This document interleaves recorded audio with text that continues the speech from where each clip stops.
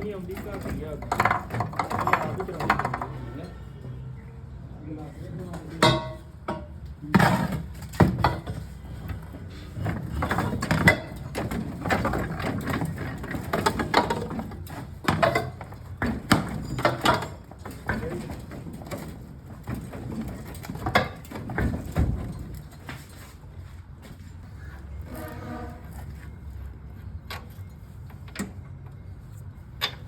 ਪਿਛੂ shaft ਲਾਈ ਬੜੀ ਠੀਕ ਨਹੀਂ ਹੋ ਬਸ ਠੀਕ ਹੈ ਨਹੀਂ ਹਿਲਦੇ ਨੇ